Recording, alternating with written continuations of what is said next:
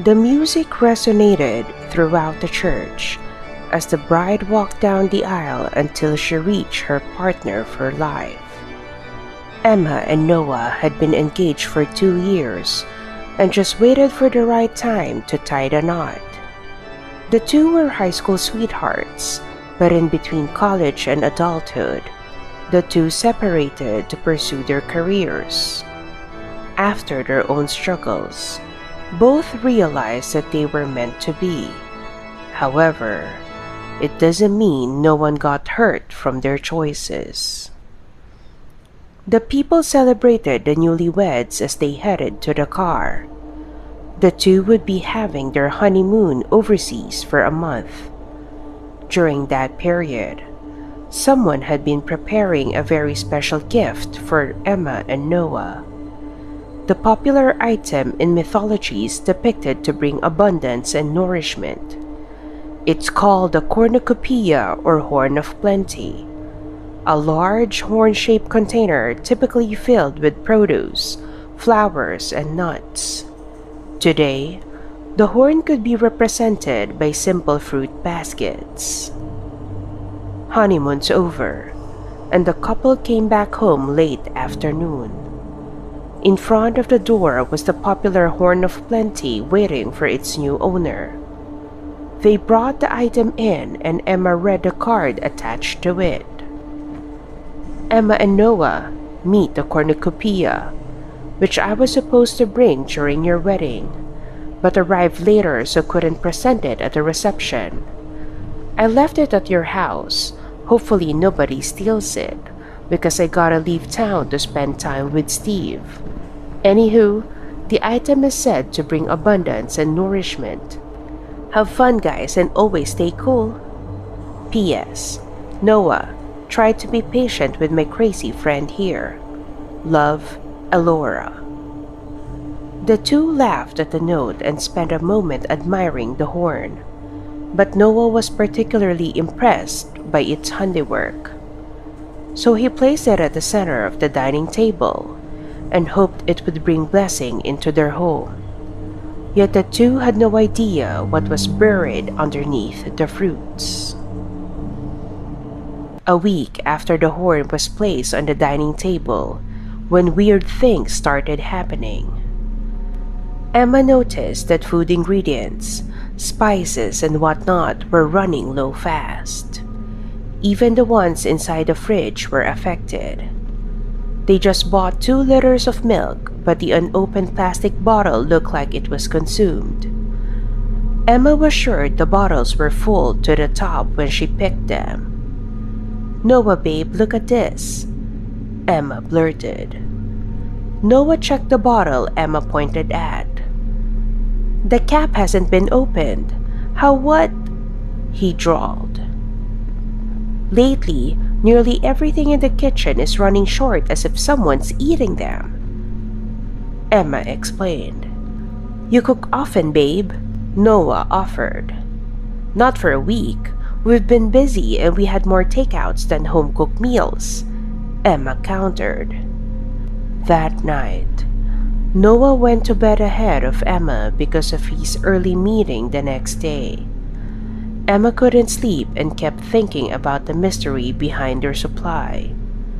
Surfing the net failed to lock her attention, so she left the bedroom, and that's when she heard noises in the kitchen.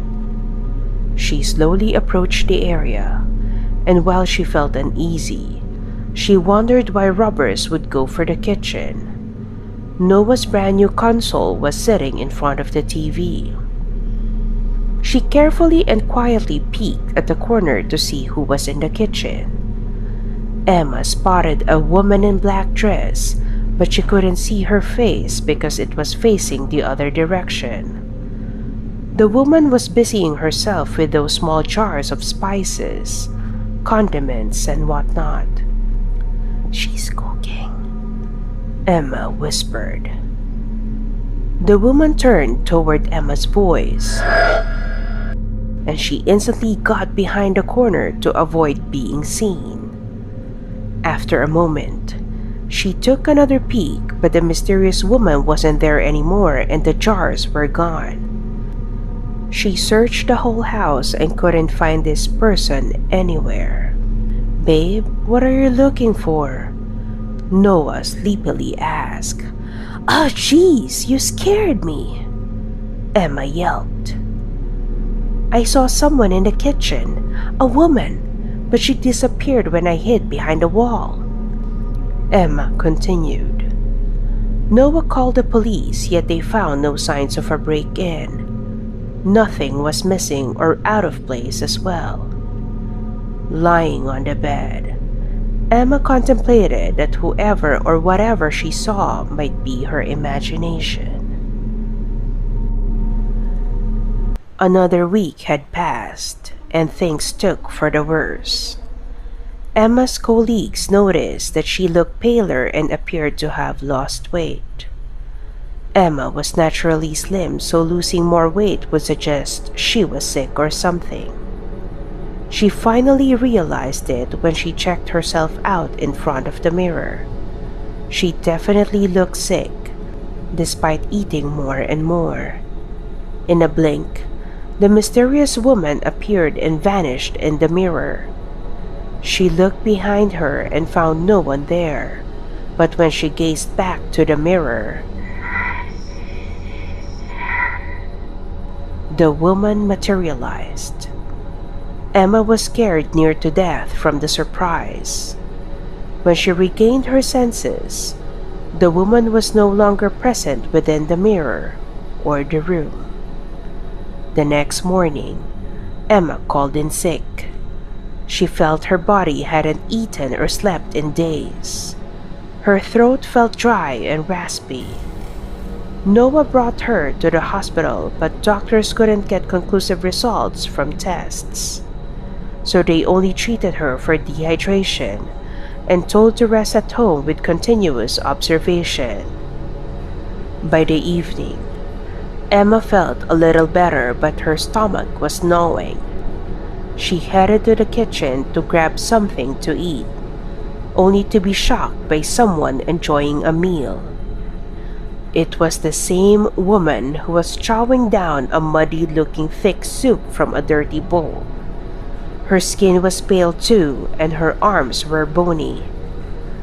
The sound of the bowl hitting the table dispelled Emma's trance. Her gaze landed on the face of the uninvited guest, who's now facing her. Emma was stunned because the woman resembled her, except she looked old and ill. In a puff of smoke, the woman zoomed in front of Emma's face and screamed, then disappeared into thin air. Just in time, Noah caught up with Emma and hugged her while gently tapping her face. Noah's sleepiness was replaced with worry because his wife looked petrified and out of wits. The next morning, Noah barely succeeded in convincing Emma to go out for breakfast. Noah thought that Emma might be more comfortable talking about last night's event somewhere else. Emma recounted the strange things, and Noah paid attention to the details. When the talk was over, Noah held his wife's hands and squeezed them to show his support, telling her that we are in this together. Not far from the restaurant, Noah spotted a fortune-teller shop nearby as they headed to the car. He suggested it to Emma, and while the wife was skeptical, Noah reasoned that there was nothing to lose. With a deep sigh, Emma agreed. Inside, the fortune-teller looked to be in her 60s and immediately expressed concern to the couple. She felt an evil aura surrounding both, particularly the wife, so she offered a series of readings. The fortune-teller began with tarot reading, but stopped herself from explaining what she saw. She briskly got up and went to a nearby long table, and grabbed the stick and doodled in the sand. She sat back where the couple was and revealed to them what she found. "Something dark live in your home," She opened. "It does not belong to you." "What do you mean it didn't belong to us?" Noah inquired. "A bighorn," she continued. "Elora's wedding gift," Emma whispered. "Burn it," the fortune teller implored. "Why?" Noah probed. "Cornucopia represent life. Only fresh food is put in the horn. You put rot, cornucopia become cursed," the old lady explained. "Burn the horn and everything inside," she clarified. Then she turned to Emma and said, "And your suffering will end." When the couple left the fortune teller, Emma felt a mix of emotions. "You okay?" Noah asked. Yeah. Just overwhelmed by all this," Emma replied. "Emma! Noah?" Elora opened. "Elora? What are you doing here? You said you left town to spend time with Steve," Emma said in shock. "That's the original plan, but Steve came here instead, so here we are," Elora replied and pointed out where Steve was. Emma and Noah looked perplexed, so they asked about the horn. Elora confirmed no horns and told them that her gift wasn't like that. She handed them 2 tickets for a weekend at the resort. The two thanked and farewelled Elora and Steve and went back home to face the horn. Upon approach, Emma and Noah felt the uncomfortable energy coming out from their house. Noah asked Emma to stay put in the car until the house lights came back. He was successful at restoring the lights at the front porch and the living room, which caused Emma to enter the house. The very moment she stepped in, she felt famished instantly, and it didn't take long for pain to set in. It was like her own stomach was eating itself. Emma screamed and slid down to fight the torment. Noah attempted to comfort, but Emma continued to writhe in pain. Then, he remembered what the fortune teller strictly ordered them to do. He kissed Emma on her forehead and went straight to the dining table where the horn sits idle. But it appeared very different, rotten with a foul-smelling goo coming out of it. Noah fought the urge to vomit induced by the stench. He picked up the disgusting horn full of decay and carried it outside to set it on fire. But before he could do the job, Emma suddenly appeared behind him. "What are you doing, babe?" she asked. "Jesus, you scared me," Noah exclaimed.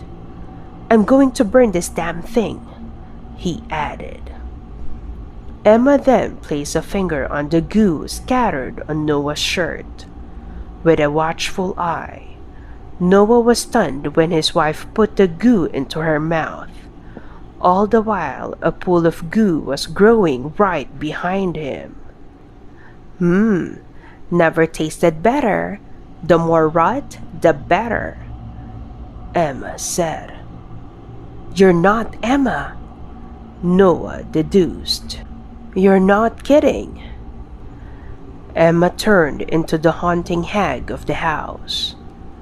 It pushed Noah into the pool of goo, and before he could react, the creature's fingers turned into claws.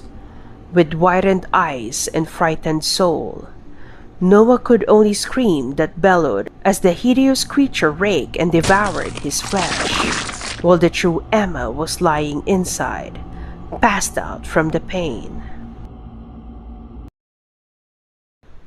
"How's my masterpiece, cousin?" a female voice said over the phone. "I'll give it an 8. Another female replied back. Aw, I expected at least a 9. Is she with you? The woman on the other line countered. Yup, she's here. Back to me. Thanks, Gus. I owe you 1. She hung up and continued to brush Emma's hair, who was comfortably sleeping her worries away.